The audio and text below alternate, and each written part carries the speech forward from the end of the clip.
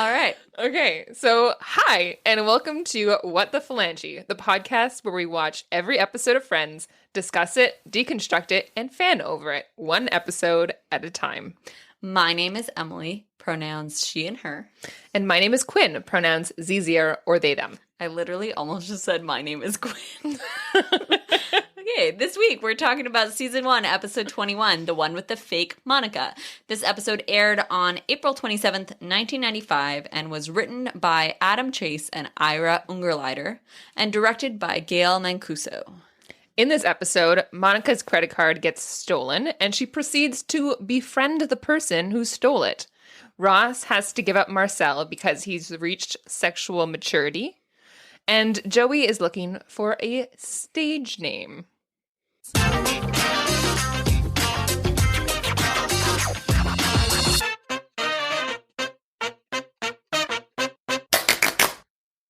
Ba-ba-ba. Ba-da. All right. How's it going? Going all right. Yeah? I think we should just tell them. You think we should just tell them Yeah. about our super fun new patron? Yeah. So you guys, we got a new patron today, and we literally just like got the email as we sat down to record.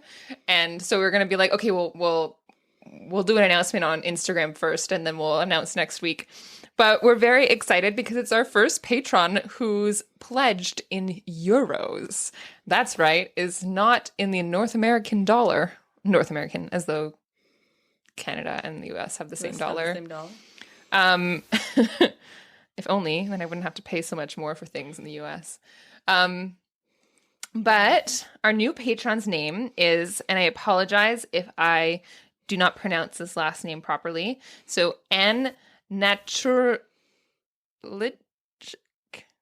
I really shouldn't have been the one to do this. Naturalic. It's a Dutch name, I'm assuming. Which actually ties into this episode. Interesting. Oh my God. True. Well, welcome, Anne. Sorry for butchering your last name. And also, if we got the region wrong, we apologize. Also, yeah, we have no idea where you're from because Patreon doesn't tell us. So maybe send us like a little message and we can know more about you if you want. Or you could just like be anonymous, whatever, up to you. But thanks so much for pledging, and we appreciate your support and your presence in our community. So we'll hopefully see you at our next Netflix watch party if you can join within your time zone. And on the Patreon note, I thought that maybe this week we should announce that we've actually restructured how we're doing Patreon. We announced this last week too. No, we didn't. Yeah, we did. Yes, we did at the end. But we're going to do it again. Okay. So we've restructured our entire Patreon community. And so instead of subscribing to tiers, we just now have one collective community. And instead of you getting certain benefits at different levels, instead what we're going for is the larger of a community we have. That means the more benefits that we can give. So spread the word, spread the love. And also after 3 months of being pledged to us, we will send you a sticker. Yeah. So thanks. Thanks for being a part of us. I'm so excited to send a sticker internationally. Oh, wow. Yeah, true. So I fun. love snail mail. So this is just... Snail mail. Yeah. All right.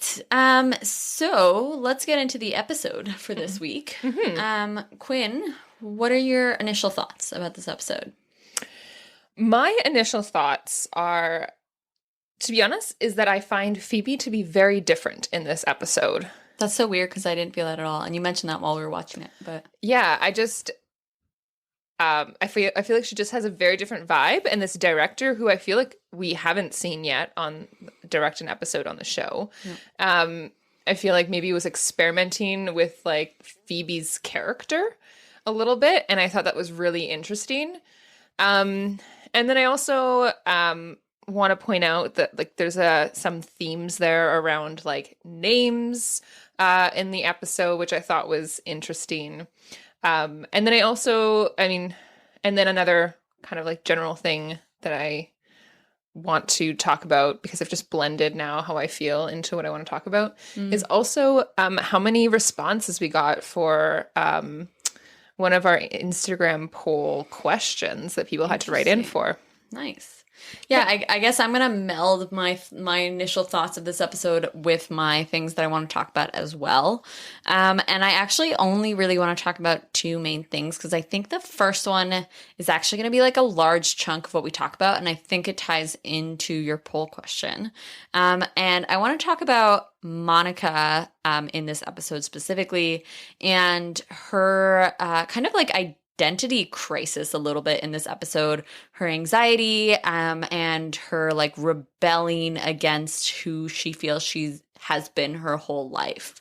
And the ways I like really, really relate to Monica in this episode. And I think that that's going to be a good conversation. The second thing I want to talk about is zoos and animal rights. So let's talk about some cool stuff today. A little bit different than like what we've kind of normally talked about. Like we're talking a little like we're not talking about misogyny today. What? Well, like it's gonna don't get be ahead there. of yourself. It's gonna be there because it's Friends, but like it's not a main topic that we have. That's a big deal. I know, mind blowing. But it's interesting because the episode does mostly circle around Monica's story, and then Phoebe and Rachel sort of like being a part of that story. I would say that's like very central to the episode. Right.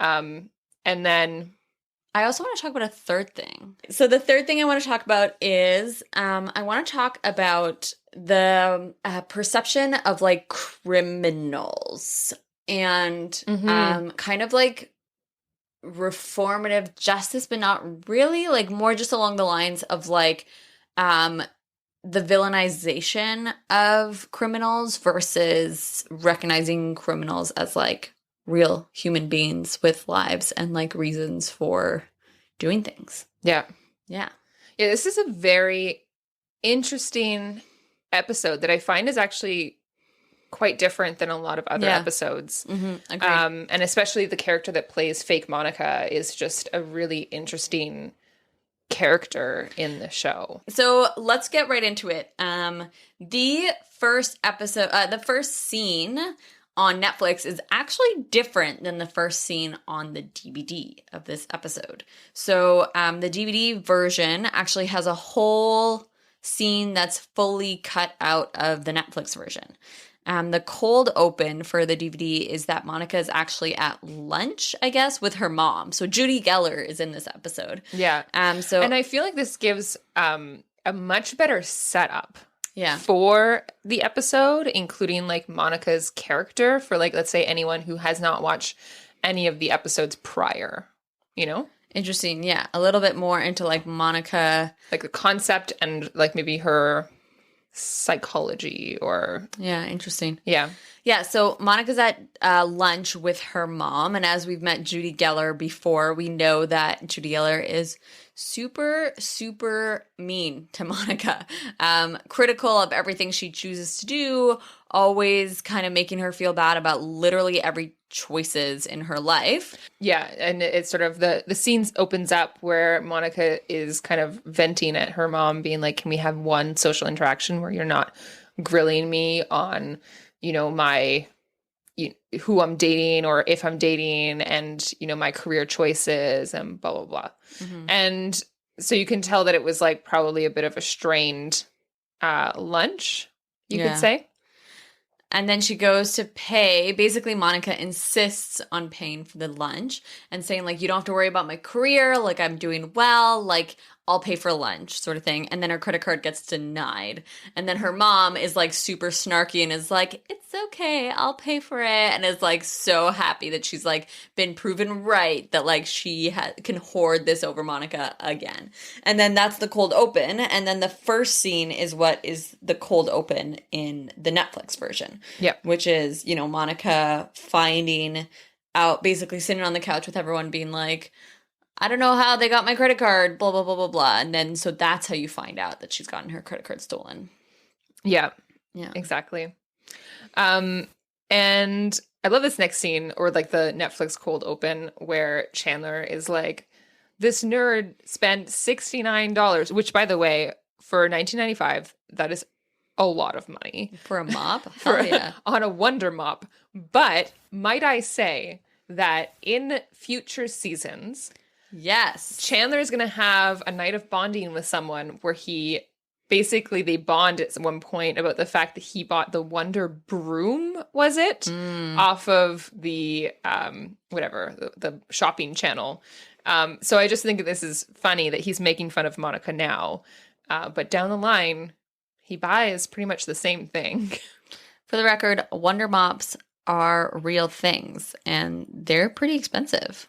How much are they now? I don't know. I'm trying to find like a general price, but somewhere around like $40 to $80. Yeah. Right. So it just seems more affordable than back then, though. $69 in 1995 versus $40 now, or even $80 now. Yeah, honestly, I can only find it's not available on Amazon, so that's why I don't know how much it is. Lol. Classic. Classic. Only way I search anything. You search the pricing there, and then you find where else you can get it. Okay. Moving on. So she's bought this like weird mop. And Chandler's making fun of her. And then in this scene also we start to notice that Marcel is getting a little... Notice. I think that's an understatement, Emily. Marcel is humping the lamp, and then he's humping various things in the house, which I guess like dogs also go through this, where dogs start humping things, and then you get them neutered.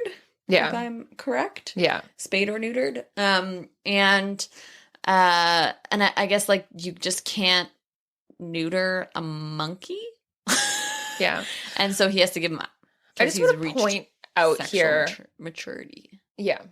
I just want to point out here, like, how it's interesting to observe this from a perspective of just like, let's say we are 1,000 years from now looking back, like archaeologists looking back at our society today, and how like we as humans have a lot of like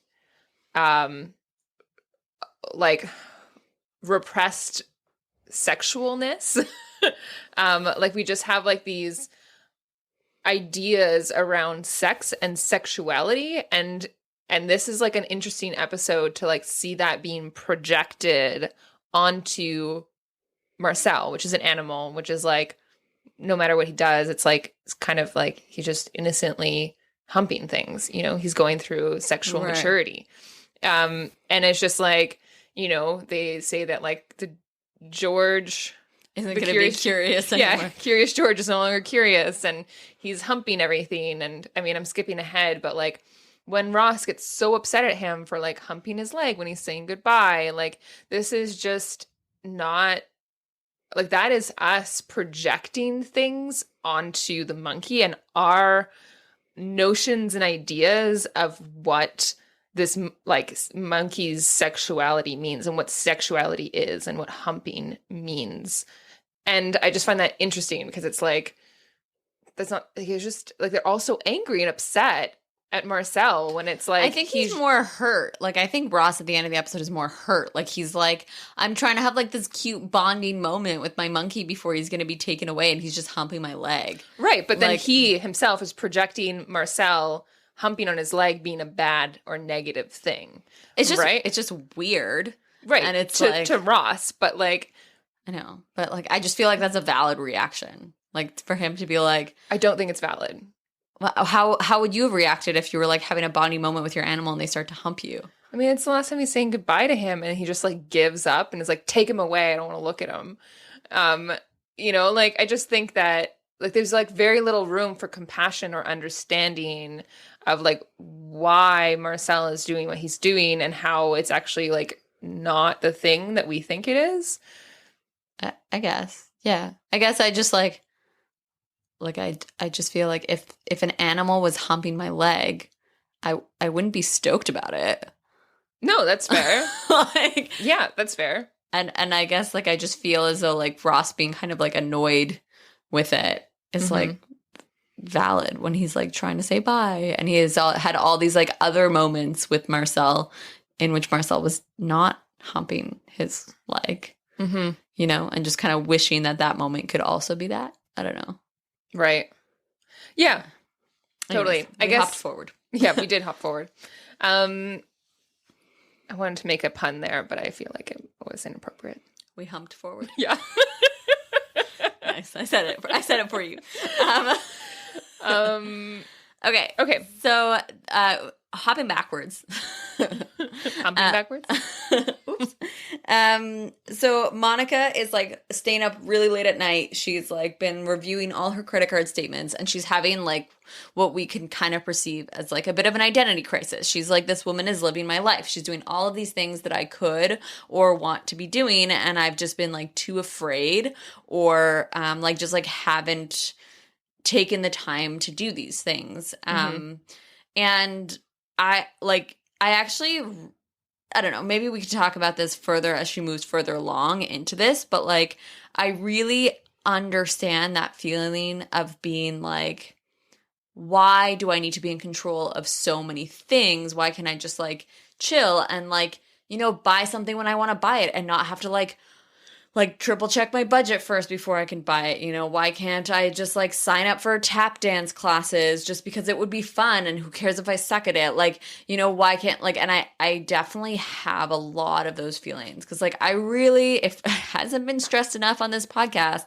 I really love to play by the rules. Like I'm a super big Monica in that way. Like I love when things make sense, they're organized, they're put together, and like I have a really hard time feeling like I'm not in control, and the idea of like doing anything even remotely rebellious or away from the norm can be really stressful for me. And so, and then but all the time, like I think there's a quote, and it's obviously super cheesy, where it's like you'll regret more the things that you didn't do than the things that you did do, you know? And like whatever, as cheesy as that is, like I feel as though I often will look back on like a year in my life and be like, oh my God, like I had all these moments where I could have done all these cool, fun things. And instead I was like a stickler for the rules and didn't want to do them. And it's like super simple things, anything from like, you know, oh, I don't want to, you know, I don't want to like walk the streets late at night with a friend, and it could be fun, but because I'm like, you know, I want to make sure I'm home early, and so I want to take like a cab home. You know, I'm just giving a random example, but like, you know, like wanting to like make sure I'm in bed on time, wanting to make sure I have like I can wake up early to get things done, being stressed if like I haven't used my time properly, you know, not wanting to spend money for no reason. And so like I really understand this whole kind of identity moment that Monica's dealing with. Yeah, I think that this is like a really beautiful, almost like spiritual awakening for Monica in this episode. And I think that it's relatable to everyone in some way. Yeah. Because I think that, I mean, like I posted up on Instagram, like I just sort of like did it without necessarily hesitating. I asked the question, what do you think it is that's holding you back? Okay, what do you think holds you back from doing the things you wish you were doing? And I just sort of like put it up, and I didn't actually leave any space for people to be like, actually, I don't feel held back. Because I feel like this is like a general sentiment that people feel, whether or not you are a Monica and you're like a stickler for the rules or not. And I think that this is like Monica, like this little kind of emotional like adventure that she goes on is essentially her having to face like what it is that's holding her back from her doing the things that she actually wants to be doing.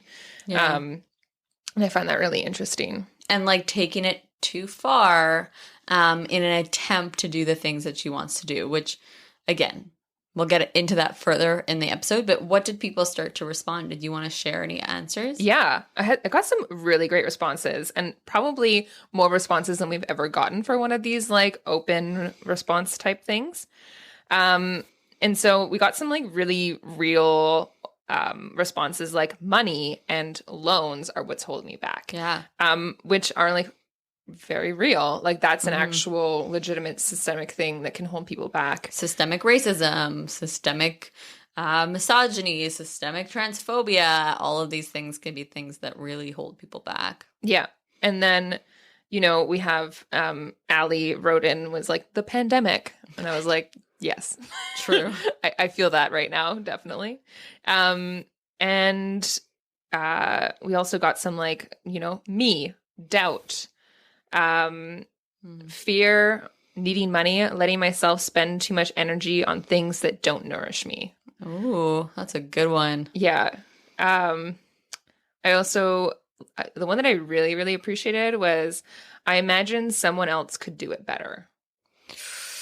And that one hits where it hurts. Yeah. Yeah. I think like, especially with like doing any sort of like creative endeavor, like I've been feeling that especially since the pandemic, where I've been like trying to take on those creative endeavors of like, us creating this podcast, like my attempts at YouTube, you're sort of like, but there's so many people who know how to do this better than me. Yeah. And know the information better. Like why would I do it? Anything worth doing is worth doing poorly. Yes. Which is the kind of I guess phrase or motto we adopted for this podcast. To make sure we followed through. To make sure we finished it. So. This and also done is better than perfect. Done is better than perfect. Yeah. Both very important phrases. Yeah. Ugh. All right. Moving on. Next scene. So Joseph. I just called him Joseph. Joseph, my good friend Joseph. Oh God, I hope that does not stick in our brains. Gosh, Joey is trying to pick a new name for himself because his agent thinks his name sounds too ethnic. Which, like, let's talk about how fucked that is. Like, are you kidding me? Like, he's only Italian too, and like people get this all the time, like especially BIPOC. They get people say like their names are like too hard to pronounce. Sorry, Anna. Or sorry, Anne. But like people, like there's a lot of this common theme where people can't pronounce a name, or they won't like choose someone's resume because they have a quote unquote ethnic sounding name. They won't pick someone to rent an apartment for these reasons. So this happening is kind of weird and fucked up. Yeah, I mean it's also like telling, right? And and I want to point out that like some of these people who are like, oh, I'm not going to pick this resume because I can't pronounce the name, is not always coming from like a malicious or like consciously racist choice space. Like, I think we also have to acknowledge that sometimes people are like nervous that they don't want to have a language barrier with someone. Mm-hmm. And so therefore will not pick up this resume and will choose another one over it. Mm-hmm. And I want to point out that that is like still a racist issue. Mm-hmm. And although someone's not being malicious while doing it, it's still causing a huge problem and a barrier to people of color or people with names that do not conform to essentially white colonial standards. Colonial white standards. Yeah. So Joseph, I just called him Joseph again. Oh my God, what is my problem?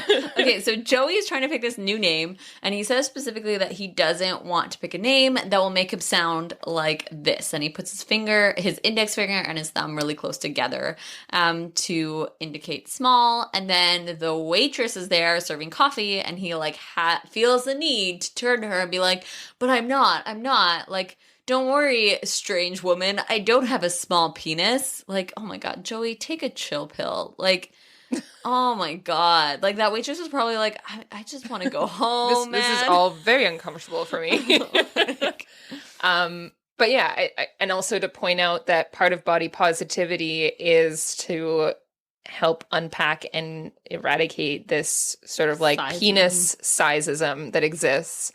Is that a word? Sizeism? I don't know. I just repeated what you said. I made it sound really smart. It could be. Maybe. Why I don't know. not? I was questioning it as I said it out loud. All right. Well, whatever. But yeah, so being body positive also means taking the focus away from, and, you know, not making fun of or Emily, help me. Not making fun of people based on their penis size? Yeah, or not What like you're trying to creating say? like a superiority or like whatever. Like a masculine, toxic masculinity comparison thing? Yeah. With penis size? Yeah. Okay, yeah, sure. And not all men have penises. True. Yep. Yeah. Which is why that's even more important to not do penis comparison sizes. Okay. Moving on. I think we said penis like about 16 times here. Penis. Penis.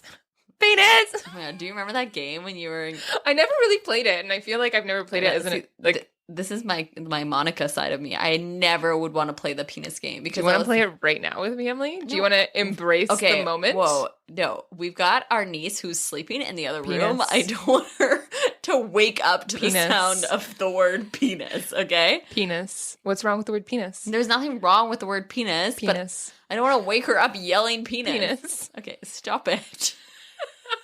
Getting uncomfortable, Quinn. You know I'm a Monica. Okay, anyways, moving on. So Chandler suggests a variety of different names. And finally he suggests, why don't you go with Joey Stalin? And then he's like, or even better, Joseph Stalin.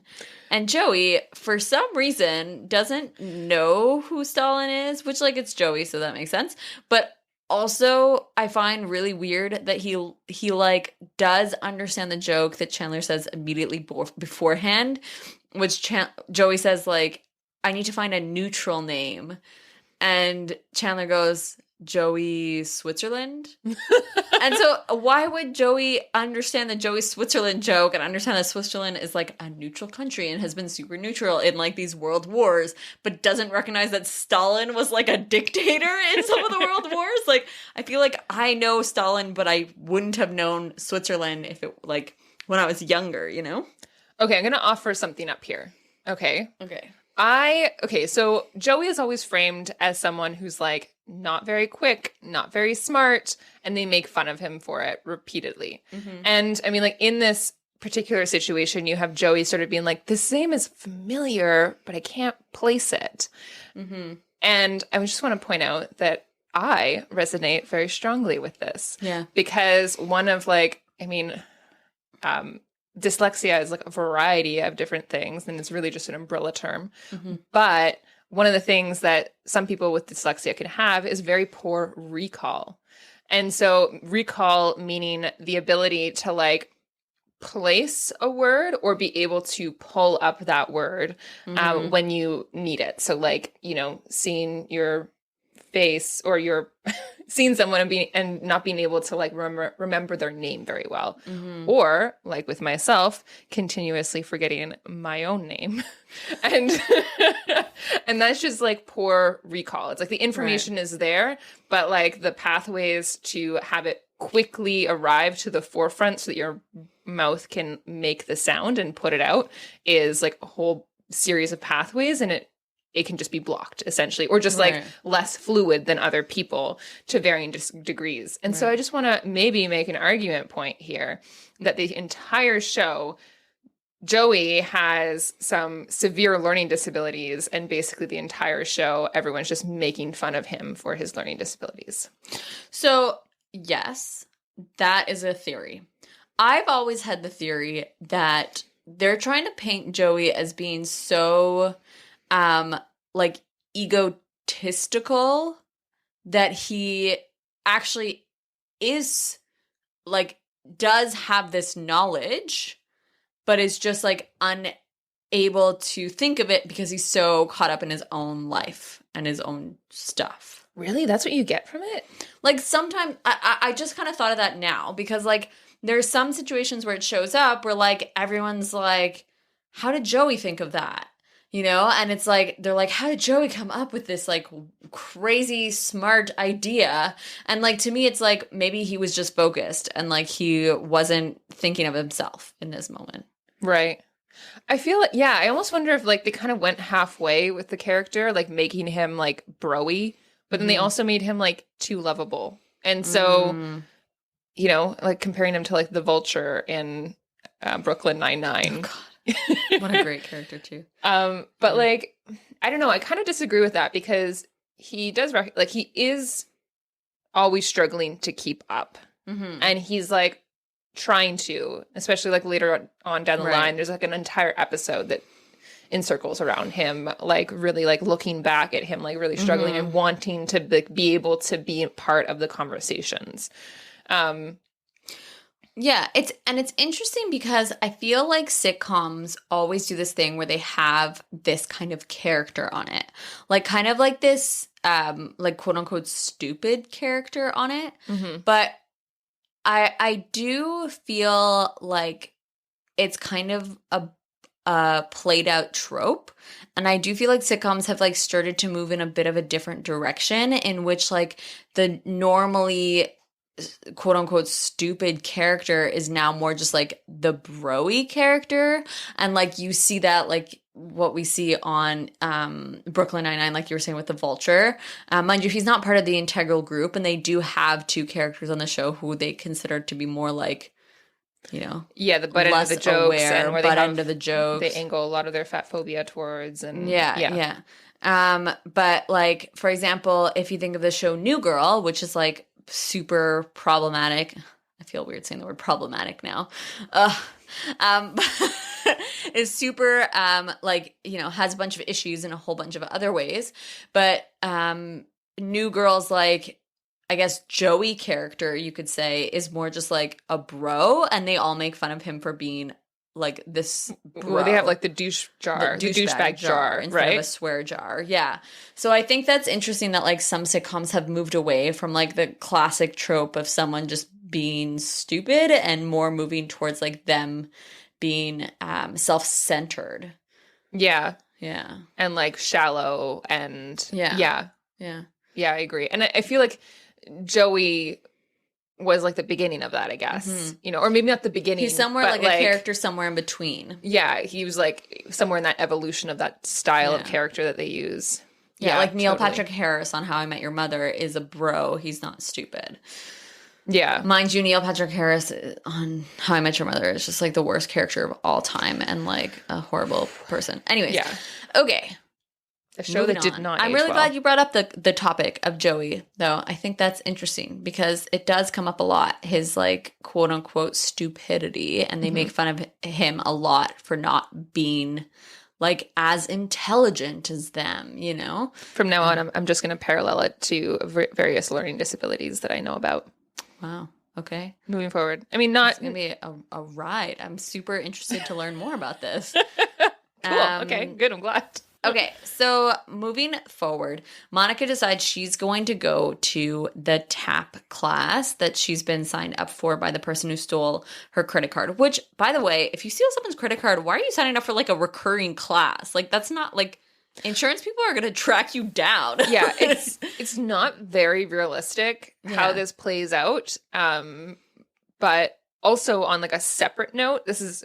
And to like reinforce how this is not realistic, the majority of times, like the way that people will steal credit card information is that they'll actually essentially only do like $30 to $150 charges every couple times a month, and try to like keep it within the range of money that you normally spend, so that if you're someone who doesn't check your credit card bill very often, basically the charge will just sort of like blend in. Yeah, blend into everything else that you purchase. And that is like the most typical way that credit card fraud happens. So just to let you know, check your credit card bills. Wow. Thanks for that. No problem. You're teaching us so much today, Quinn. I'm just a gifted teacher. I learned so much from you. Anyways, yeah. And also, if you steal someone's credit card, don't buy tap classes. Yeah. So let's flip this other way. Let's flip the switch. If you're going to steal if you get a hold of card, Jeff Bezos's credit card and you want to spend some dollars, Don't do a reoccurring like payment for a class that you're going to go to on a regular basis. They will track you down. Like, preferably choose one-time only payments to things, or buy yourself gift cards to check the security cameras when you go there and buy your things. This is turning into like a very different podcast. For the record, I have never... Okay, I don't feel like I have to say for the record I've never done any... Anyway, I think it's pretty clear. I think anyone who has done credit card fraud would be laughing at me right now. Yeah. But... Yeah. Yeah. What's really nice about credit card fraud, of all the things to have stolen, like if ever you've had your credit card stolen, like it's actually the least worst thing to get stolen, because it's pretty easy to like call a credit card company and be like, look, I didn't make this purchase, like I've lost my wallet, like, and especially if you call them right away when you notice that your credit card is missing, and then, but in this case, like it was fraud because she went to go pay for it with her credit card.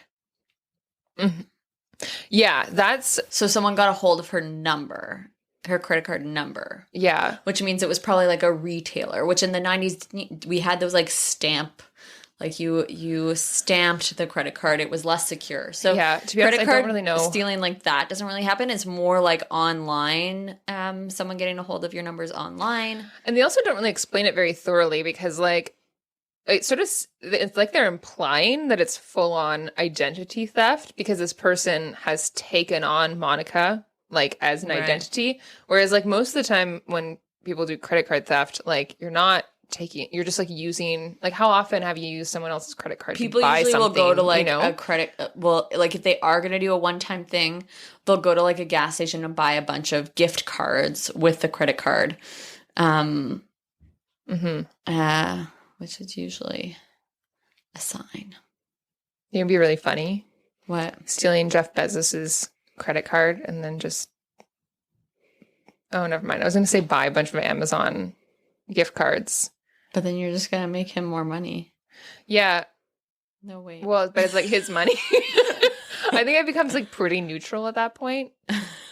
Anyway, not that it ever even matters, because there's no credit card limit that exists on this planet that could make a dent in his wealth.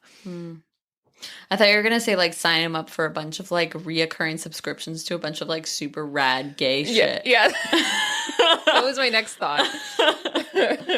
All right. Anyways. Anywho.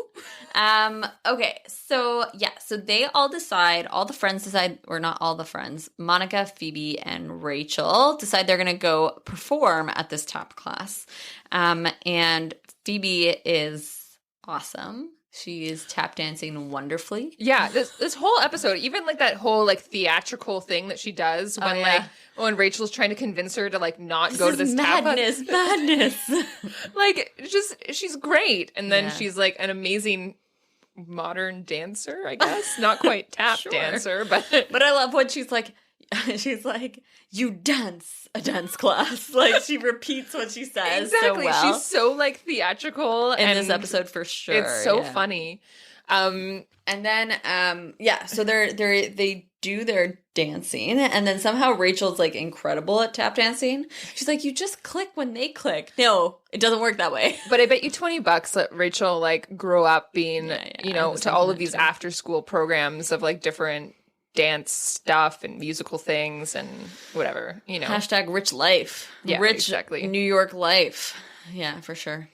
But more importantly now, fake Monica shows up. Fake Monica. And don't you find that like how she enters, it's like she almost like floats into the room, like, and across the floor. And I just find that she's just like she just takes you the moment she enters. She's really cool. I like fake Monica in this. Do we ever find out her real name, or we just call her fake Monica the whole time? I think we just call her fake Monica. Okay. Or we call her Monica or fake Monica when she's not around. Right. When she's not around. Behind her back. And she recognizes that Monica is very tense. She says, "Who's the new tense girl?" And then Monica says, My name is Manana. It's Dutch.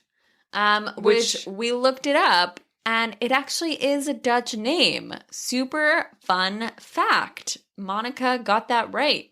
I also want to point out here, though, that again, with like the name theme going on here, that like Monica said a name that is not as like widely accepted or seen within like our, not Community. our, yeah, within like the predominant culture in the area, and then immediately felt the need to explain the name.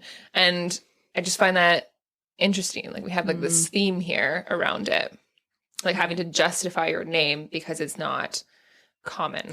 Also, I do find it weird that she's like, oh, it's Dutch. I spent like this many years in Amsterdam, and starts speaking to her in Dutch. And then she's like, Pennsylvanian Dutch. But like, you could literally just be like, oh, I don't speak it. Like, I didn't grow up speaking it. You know what I mean? Like, although to be fair, she was in the moment, and I don't blame her. True. Pennsylvania Dutch. It's also way funnier. Okay, so finishing off Manana's storyline. Okay, so then Monica ends up basically going on these fun adventures with fake Monica.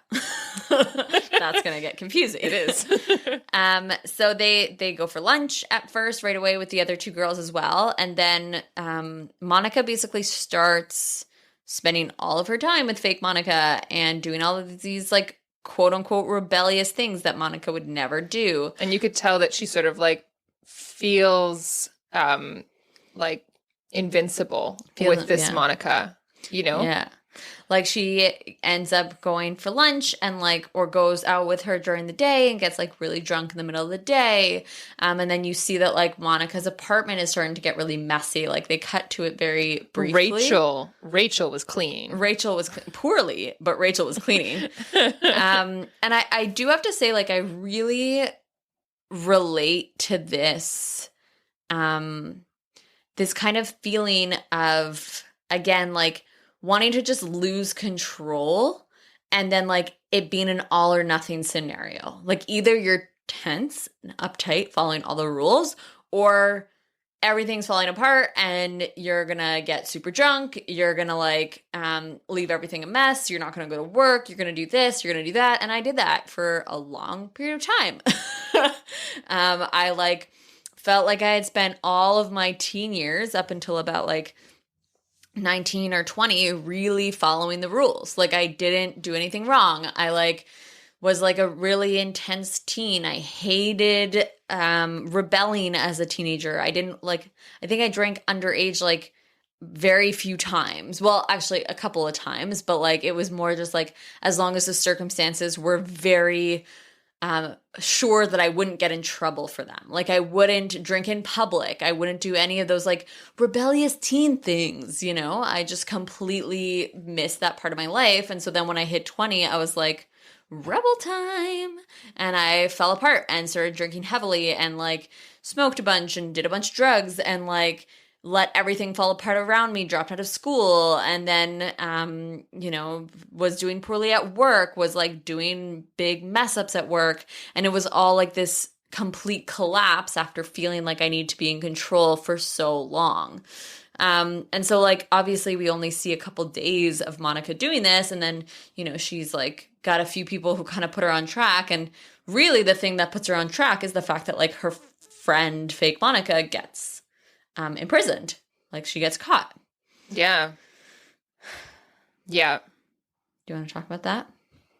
Sorry, I'm just absorbing everything that you were saying. That's true. Yeah. And so then she ends up in prison. Fake Monica ends up in prison. Yeah.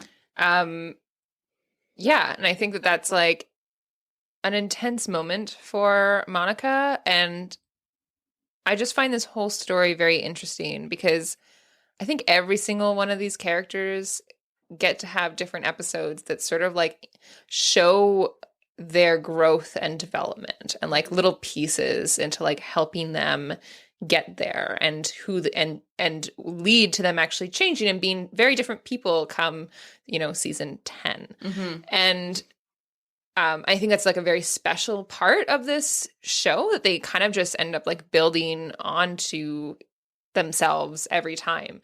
And I feel like this is like part of Monica's like sort of like self-awareness and exploring.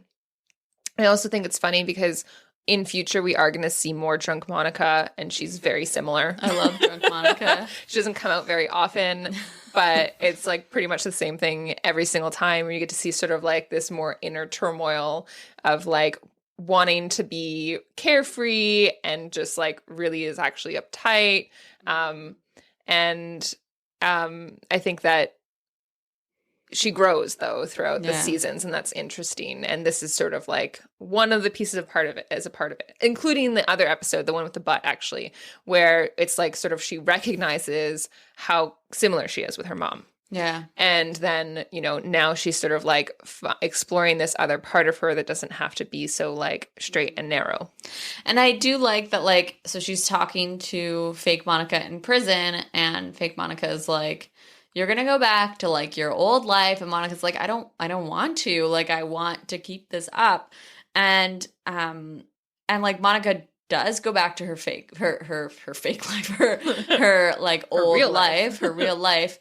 But I do like that they include that she does go back to the tap classes. And I find it such a powerful little thing at the end. Like, it's actually very meaningful, where, you know, the person's like, the teacher's like, you in the back, you're doing it all wrong. Yeah. And Monica's like, but at least I'm doing it. Yeah. And I think that that is, you know, very real. And I think that we can actually relate to that in this podcast. Yeah. Because, you know, with this podcast, I think that, you know, especially, I would say like the first 7 episodes, and I think we've said this before, it was like literally the most painful process. Yeah. And having someone else to be accountable to actually like made sure this happened. Mm-hmm. But it was just sort of like having to go through that process of like, we're doing it all wrong. We have no idea what we're doing.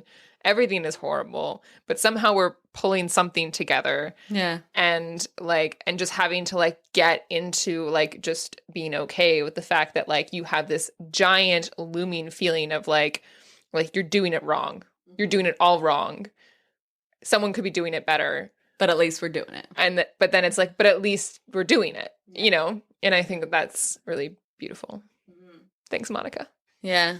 I really think that we have to stop thinking that that art is only art if it's done in a way that can be sold.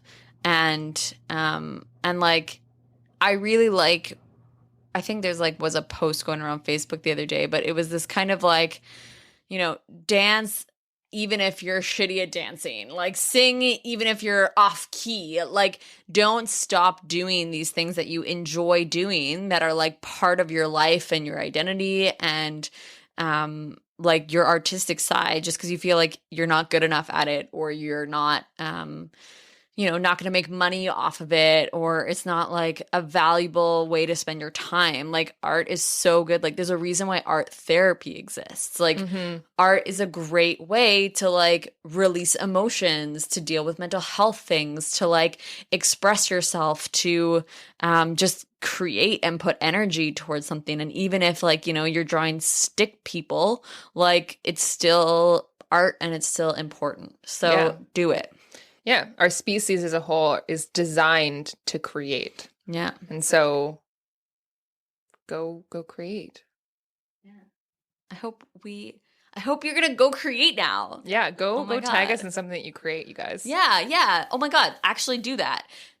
If you want, tag us in, or maybe just comment on one of our posts this week, or send us a message and on Instagram and just be like, hey, this is my art Instagram page. Check it out, and we will follow you and we will support your art. Yeah, totally. And actually, like, if you want to post something that we can, like, you tag us in, and then we'll post it in our story so that everyone else can see it too. Yeah. And we can all support each other as a community. Woohoo. Because we're adorbs. Art-making community. Okay. Moving on. Actually, okay, before we move on, I want to talk briefly about how fake Monica is a very unique character in the entire 10 series in that she is a fat character that is not fake Monica.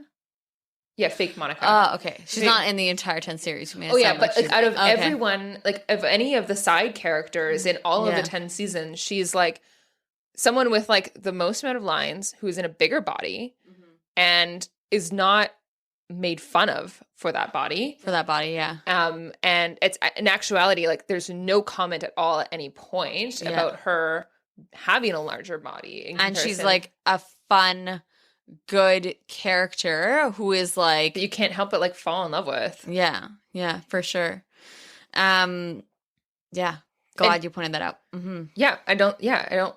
She's a very unique character in that way. Yeah. I do also quick snippet want to point out the like at one point, you know, Ross is doing this thing where he's like, he basically says like, she stole from you, she's a stealer. Like he's so mad at this person for like stealing, which like I understand being upset that someone stole your credit card, like that's valid, but like he's like villainized her to be this like awful human, and I really like that she isn't actually villainized as a character in this show. Yeah. Like, she's, like, a great character. We like her. She's, like, kind. She's generous. She's awesome. And she, like, stole a credit card, and that sucks. But, like, they don't turn it into this, like, this person is a terrible person because she stole a credit card. Like, they don't make her, like, evil or snide or anything like that. They just, like, she's a really great human who, like, did a crime, you know? Yeah. And I think that we need way more representation on television of like great people committing crimes. Yeah. I know that sounds weird, but like, well, no, seriously, right? Because also crime is a systemic issue. It's a result of systemic oppression. Yeah. And it's not an individualist thing. It's a systemic issue. Totally. Yeah. I also just love how that moment just ends up saying so much more about Ross's character than it does about fake Monica's. Yeah, for sure. It just shows how Ross is like, yeah. Ugh. Okay, so let's talk about Ross having to give up Marcel. Yeah, sure. Like the whole episode, they have this kind of like funny college zoo comparison that they've got going. They're like, you know, which Friends is like known to be very good for. They do like these silly parallels. Yeah. And I mean, like, I think the whole time that Marcel has been around, we've always like questioned like, what is Marcel to Ross? You know, is he a child going off to college? Yeah, or is he like, sometimes it's like, is he a girlfriend? Like, it's very confusing. Yeah, for sure. But our father's calling me. Oh, I'm just gonna turn it off and away. Well, I think he just called the house phone too, so I don't care. We're in the middle of recording. Okay. And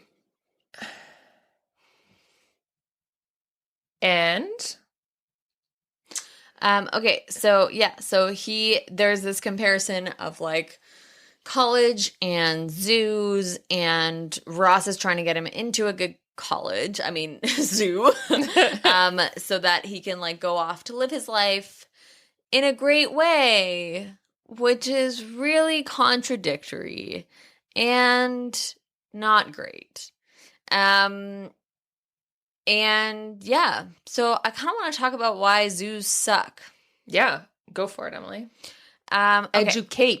Educate. Okay, so as someone who's like not really an animal rights activist, but like has been vegetarian for like half my life, and was vegan for a period of time and is like super conscious of animal rights, I just think that zoos are like a really awful place for animals to be in. Usually animals are being shipped from like literally across the world to come into a zoo. The habitat is not nearly large enough for the size of the animal.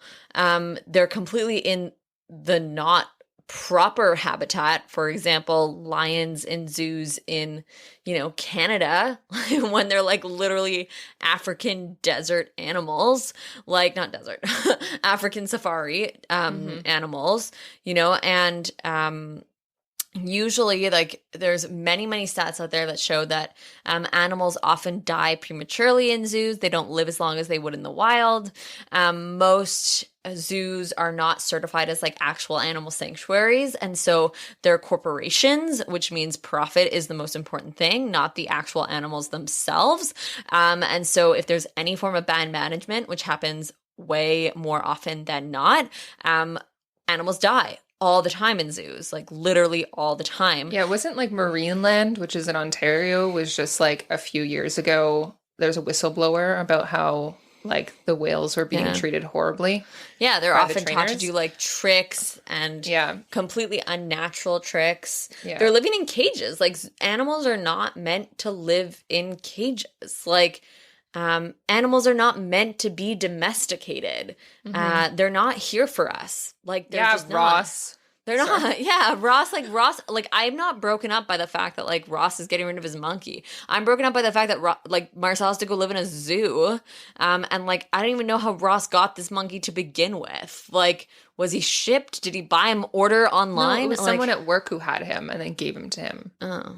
Yeah. Well, where the fuck did this person at work get him? I know. It was very vague and weird. But yeah, no, seriously. It's just, I mean, I appreciate how Ross is trying to be very considerate as to where he puts his, his pet.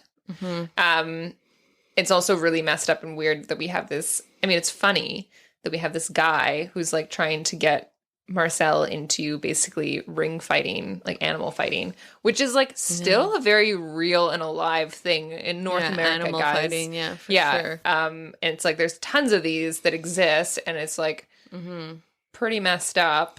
But I do find it like really funny that they're clearly like doing this comparison of like animal fighting so terrible, collectively known in the world that animal fighting is not good for animals, whereas like kind of brushing over the fact that zoos actually aren't great places for animals either. Obviously it's like different varying degrees, because like animals die like pretty quickly in animal fighting rings, whereas like most animal deaths in zoos are like prolonged and more just like unhappy life for a long period of time. And so I think that like, but we do this often where we're like, this is clearly bad and this is like kind of bad, but okay, so it's the better option, you know? Oh my God. Elections flash. The lesser of two evils. Yeah. And so I just wanted to bring up the fact that like zoos aren't these like wonderful places that we make them out to be. And they're like really unnatural and harmful overall to animal welfare. Yeah. And so if you want to like visit a place that has animals for like educational purposes, first and foremost, find a place that is not primarily using the animals as entertainment. Yeah. And then secondly, making sure that it is a genuine like sanctuary for the animals. Like our dad is on the board of directors for Le Nichoir, which is like a bird sanctuary on Montreal Island. And they rehabilitate birds there. Yeah, and they rehabilitate birds and try to like make sure that there's some good ecosystems in place for bird migration, etc. It's actually not on the Montreal Island. It's Hudson. But yes. Oh, it's in Hudson. Sorry. Yeah. Right off the Montreal Island. Yes. But yeah, so, and that's a place that people can go to and actually like see the sanctuary and see the birds. And like, that's a different experience. It's a not-for-profit too, which makes a huge difference in the way it's run. Yeah. Yeah. And also like, if you do feel like you really, really, really, really need to go see animals, might I suggest one of the parks that are drive-through parks. So you stay in your car, and the animals are not in cages, but have actually a lot bigger spaces to roam around. Still not ideal, but it is, again, the lesser of two evils. Yep. All right, so moving on. Do you want to just finish off the conversation about Joey and his name? Like, it's not really much of a plot line, to be honest. No, it's not. He basically finds out that his name is a Russian dictator name. Oops. The leader of the Soviet Union. Yeah, and he walks in and he says to Phoebe, he's like, Phoebe, who's playing with a Game Boy, by the way. We've never seen this. See, that's what I mean. Yeah. She's like, it's like they really were experimenting with her character. Yeah, it's true. She's and playing she's Game like, Boy. she's like hanging out in a very like removed, laid back way, you know? Yeah. Anyway, I just find it very interesting. I kind of like this side of Phoebe. I think that's like the only time you see a character like doing something else while they're all hanging out as a group. No, I think sometimes they're playing like they're doing like the crossword, or Monica will be doing her bills on the kitchen table. Oh yeah, like she was last episode. Yeah. Those are like small subtleties of a show that I appreciate. Yeah, totally. Like these, yeah. But anyways, Phoebe suggests that Joey calls himself Flame Boy, which is great.